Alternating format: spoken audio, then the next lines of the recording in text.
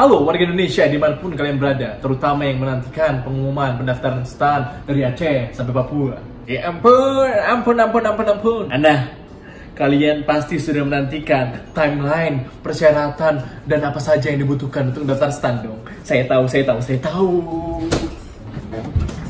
Nah, sekarang saya akan memberitahu timeline daripada kegiatan SPMBPKN STAN ini, tanggal-tanggalnya dan bagaimana pelaksanaannya dan di mana akan saya beritahu setelah ini. Nah, pendaftaran online tanggal 9 sampai 30 April, pembayaran biaya pendaftaran tanggal 9 sampai 30 April, kemudian pengumuman lokasi ujian tertulis tanggal 27 Mei dan ujian tertulis dilaksanakan tanggal 3 sampai 13 Juli. Pengumuman jadwal dan lokasi ujian kesehatan dan kebugaran pada tanggal 26 Juli. Kemudian ujian psikotes tanggal 3 sampai 8 Agustus. Ujian kesehatan dan kebugaran pada tanggal 4 sampai 9 Agustus. Lalu pengumuman kelulusan pada tanggal 23 Agustus.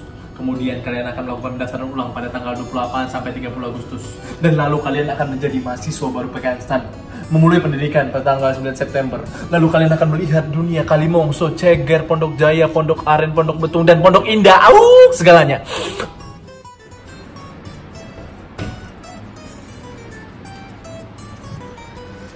Tentunya kalau kalian sudah mengetahui timelinenya, kalian harus tahu syaratnya. Karena kalau kalian tidak tahu syaratnya, kapan kalian daftar? Nanti sia-sia dong. Ya dong. Aku memang manusia paling berdosa. Walaupun saya manusia paling berdosa, tapi yang penting kalian harus tahu syarat-syarat untuk mendaftar ke PKN STAN itu apa. Mari kita bacakan.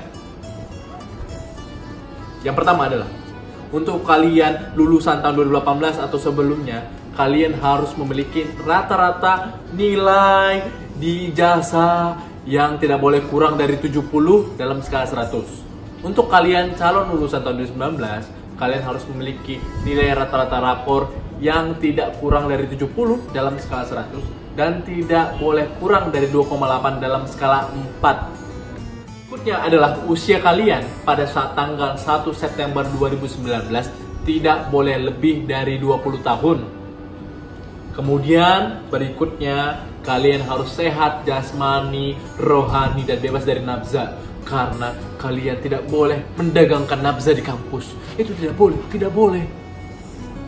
Berikutnya adalah kalian tidak boleh dalam kondisi menikah dan tidak boleh menikah saat mengikuti pendidikan. Khusus untuk yang mendaftar di spesialisasi atau jurusan bea cukai, kalian harus memiliki tinggi yang sesuai syarat. Untuk diploma 1, pria minimal 165, wanita minimal 155. Untuk yang D3, pria minimal 165. Tidak cacat badan, tidak buta warna, dan untuk pengguna kacamata tidak boleh memiliki minus, plus, atau silindris lebih dari 2. Berikutnya, peserta tidak boleh pernah dinyatakan sebagai orang yang lulus SPMB PKN STAN. Dan jangan lupa menyetor biaya pendaftaran sebesar 300.000. Ikuti petunjuk pembayaran yang ada. Jangan sampai salah dan jangan lupa bayar. Karena kalau Anda tidak bayar, bagaimana Anda bisa terdaftar? Kemanakah kalian harus mendaftar? Kalian harus mendaftar ke link sscisn.bkn.co.id. Nanti kalian akan diarahkan di sana. Pasti kalian bisa membaca dong. Nanti baca di sana, baca. Lalu setelah itu kalian akan diarahkan ke web atau link spmb.pknstan.ac.id. Bener dong? Bener kan? Dokumen-dokumen yang kalian perlukan adalah 1. Ijazah asli untuk lulusan 2018 atau sebelumnya. Kemudian yang kedua adalah rapor semester 1 sampai 5 untuk calon lulusan tahun 2019. Kemudian siapkan juga KTP atau SIM atau surat pengganti KTP kalian atau paspor yang asli. Kemudian kalian juga harus menyiapkan kartu keluarga, dan jangan lupa pas foto berlatar belakang merah menggunakan pakaian putih polos. Untuk perempuan yang berhijab, gunakan hijab putih polos. Ada apa saja kah ujian untuk SPMBPKN STAN? Yang pertama, tanggal 3 sampai 13 Juli 2019 akan ada ujian tertulis. Isinya adalah seleksi kemampuan dasar, kemudian ada tes potensi akademik, kemudian ada tes bahasa Inggris. Setelah kalian dinyatakan lulus dari tes itu, maka kalian akan berlanjut ke tes psikotes, dan tes kesehatan dan kebugaran. Tes psikotes tepatnya pada tanggal 3 sampai 8 Agustus, sementara tes kesehatan dan kebugaran pada tanggal 4 sampai 9 Agustus.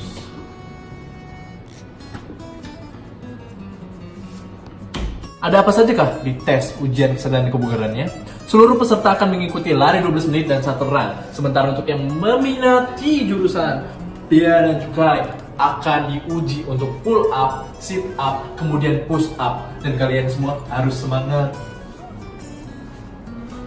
Kalian sudah tahu timeline dan persyaratannya dan dokumen apa yang diperlukan dan jenis-jenis ujiannya. Dan sekarang kalian juga harus tahu sebagaimana besar kemampuan kalian dan kekuatan kalian dalam menghadapi ujian nanti.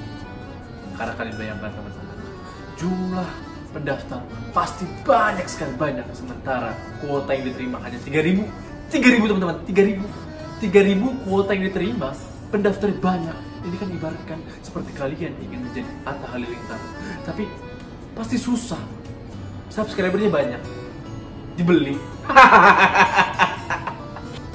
Makanya itu teman-teman, kalian harus tahu medan perang yang akan kalian hadapi bagaimana. Dan kalian harus tahu mempersiapkan diri kalian bagaimana.